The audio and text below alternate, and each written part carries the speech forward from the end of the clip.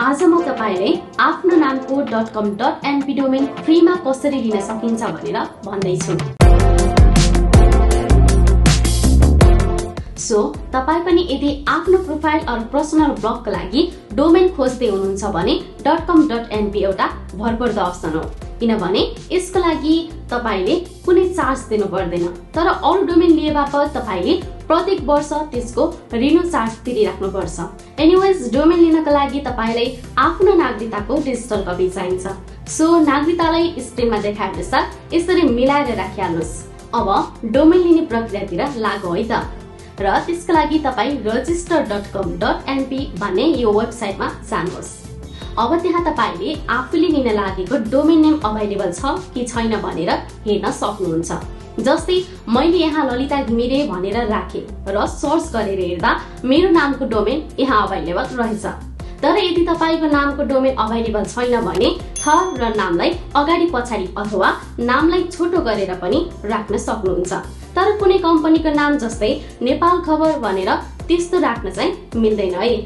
Domain available भइसकेपछि यो register now भन्ने बटनमा क्लिक गर्नुहोस् र अब यहाँ तपाईले आफ्नो एउटा अकाउन्ट बनाउनु पर्ने हुन्छ। सो क्रिएट युजरमा गएर सबै भनिएको फिल्डहरु भरिदिनुहोस् र क्रिएट अकाउन्ट गरिसकेपछि तपाईले आफ्नो मेलमा एउटा भेरिफिकेसन इमेल पाउनुहुन्छ, त्यसलाई भेरिफाई गरिदिनुहोस् र अब तपाईले आफ्नो आइडी र पासवर्ड राखेर अकाउन्टमा छिर्न सक्नुहुन्छ। यसपछि आउँछ नेम सर्भरको डिटेल राख्ने पालो। अहिलेलाई प्राइमरीमा यो र सेकेन्डरीमा यो नेम सर्भर राख्दिनुस्। यो पछि फेर्न मिल्ने कुरा पनि हो, त्यसैले अहिलेलाई यही नै राख्दिनुस् र हामी अहिले जस्ट डोमेन रजिस्ट्रेसन प्रक्रियातिर लागौ। त्यस्तै यहाँ फेरि तपाईले आफ्नो पर्सनल डिटेल राख्नुपर्ने हुन्छ, त्यो राखेर सेभ एन्ड कन्टिन्यू गरिदिनुस्। अब आयो तपाईको डकुमेन्टहरु अपलोड गर्ने पालो र पहिलो डकुमेन्ट हो नागरिकता, जुन हामीले अघि नै बनाएर राखिसक्यौं। सो डकुमेन्ट टाइटलमा गएर सिटिजनशिप सिलेक्ट गर्नुहोस् र चुज फाइल गरेर तपाईले अघि बनाएर राखेको नागरिकतालाई सिलेक्ट गरिदिनुस् र ख्याल राख्नुहोस् कि फोटोको साइज 200 KB भन्दा ठूलो हुन चाहिँ हुँदैन है। यसपछि तपाईले आफ्नो कभर लेटर राख्नुपर्छ। तपाईलाई गाह्रो नहोस् भनेर मैले कभर लेटर पहिले बनाइसकेको छु, जसको लिंक म डिस्क्रिप्सनमा राख्दिन्छु। यसलाई डाउनलोड गरेर एडिट गर्नुहोस् र एउटा स्क्रिनशट लिएर यो पनि अपलोड गरिदिनुहोस्। अब तपाईले रिक्वेस्ट डोमेनमा क्लिक गर्नुहोस् र यहाँ तपाईको काम सकियो।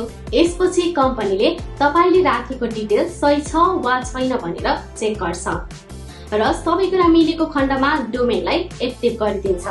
डोमेन एक्टिभ हुन 2-3 दिन चाहिँ लाग्न सक्छ है।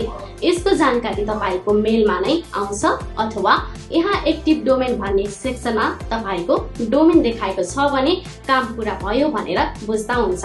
सो यो थियो नेपालमा .com.np डोमेन फ्रीमा कसरी लिने भन्ने बारेमा एउटा भिडियो र यस्तै जानकारीको लागि टेक पंक्तिलाई फलो र सब्स्क्राइब गर्न चाहिँ नबिर्सिनु है।